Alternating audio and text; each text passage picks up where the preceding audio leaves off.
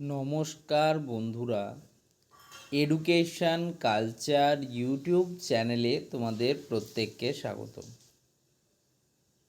আমি এখন রয়েছি admissiontested.wb.gov.in ওয়েবসাইটে, যেটা তোমরা কমন অ্যাডমিশন পোর্টাল বলেও চেনো।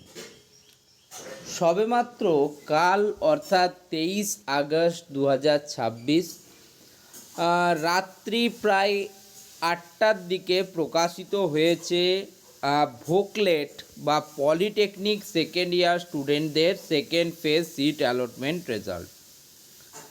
এখন পলিটেকনিক সেকেন্ড ইয়ার স্টুডেন্টরা যারা সেকেন্ড ফেজ সিট অ্যালটমেন্ট রেজাল্টে সিট পেল, তারা তো অত্যন্ত খুশি। অনেক স্টুডেন্ট রয়েছে যারা কিন্তু হয়তো প্রথমবার সিট পেল, ফার্স্ট ফেজে পায়নি, সেকেন্ড ফেজে পেল। কিন্তু অনেক স্টুডেন্ট রয়েছে যারা কিন্তু সেকেন্ড ফেজে সিট অ্যালটমেন্ট পায়নি।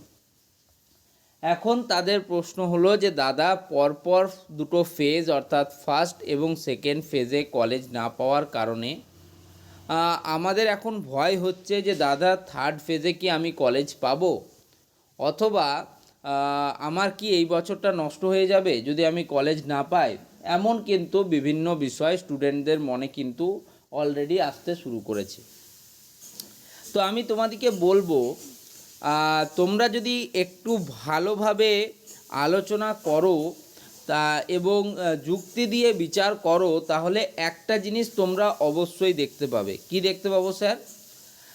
যে ইতিমধ্যেই কিন্তু ওয়েস্ট বেঙ্গল আইটিআই অর্থাৎ WBITI E group, West Bengal ITI M group এবং পলিটেকনিক ফার্স্ট ইয়ার স্টুডেন্টদের থার্ড ফেজ সিট অ্যালটমেন্ট প্রকাশিত হয়েছে। এবং ফার্স্ট এবং সেকেন্ড এই দুটো ফেজের তুলনায় থার্ড ফেজে সবথেকে বেশি সংখ্যক এবং বেশি র্যাঙ্ক করা স্টুডেন্টরা কিন্তু পছন্দ মতো কলেজ পেয়েছে। ঠিক আছে, ফার্স্ট এবং সেকেন্ড ফেজে যেখানে স্টুডেন্টদের কলেজ পাওয়ার সম্ভাবনা সেটা যথেষ্ট কম ছিল, সেটা কিন্তু অনেক বেশি হয়েছে কখন? থার্ড ফেজে। তাই এই পরিপ্রেক্ষিতের উপর ভিত্তি করেই আমি এই কথাটা বলতেই পারি যে তোমরা যারা পলিটেকনিক সেকেন্ড ইয়ারে অ্যাডমিশান নিতে যাবে, অর্থাৎ যে সমস্ত ক্যান্ডিডেটরা ভোকলেট ক্যান্ডিডেটরা রয়েছো, তো তোমাদের কিন্তু থার্ড ফেজ সিট অ্যালটমেন্টে যারা কলেজ পাওনি তাদের চান্স কিন্তু ম্যাক্সিমাম রয়েছে। এবং থার্ড ফেজই শেষ ফেজ নয়, তার পরবর্তীকালে স্পট কাউন্সিলিং বা মপ আপ রাউন্ড কিন্তু রয়েছে।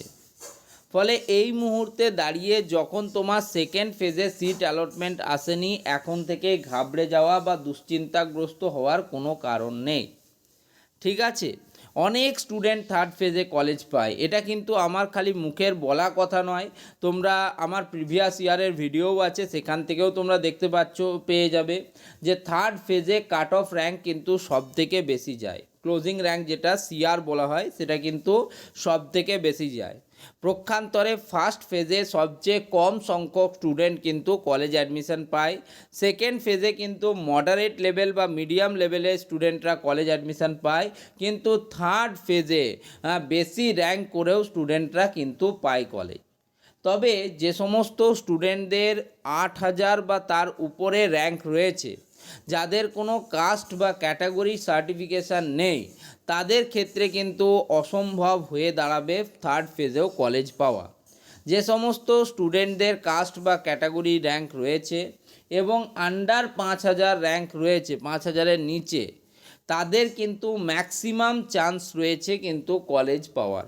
ঠিক আছে, এবার একজন স্টুডেন্ট আমাকে প্রশ্ন করলো, দাদা আমার 5412 র্যাঙ্ক, আমি কি কলেজ পাবো? সেভাবে ইন্ডিভিজুয়ালিটি বা APC রয় পলিটেকনিক চায় 5000 র্যাঙ্কে, এরকম যদি তুমি বলো, সেক্ষেত্রে কিন্তু কলেজ পাওয়া যাবে না। কলেজের কিছু ক্রাইটেরিয়া আছে, যেমন ডিস্ট্রিক্ট কোটা, ওমেন্স ক্যাটাগরি, তোমার বাড়ির পাশের কলেজ, সেগুলো কিন্তু কিছুটা হলেও ইম্প্যাক্ট তৈরি করে। পক্ষান্তরে টপ 10 পলিটেকনিকে যখন আমি সিদ্ধান্ত নিয়ে ফেলি যে 5000, 6000, 7000 র্যাঙ্কে আমার টপ 10 পলিটেকনিকের মধ্যে চাই, তখন কিন্তু কলেজ পাওয়া কঠিন হয়ে পড়ে। চয়েস ফিলিংয়ের উপর সব কিছু ডিপেন্ড করে যায় তখন। ধন্যবাদ প্রত্যেককে।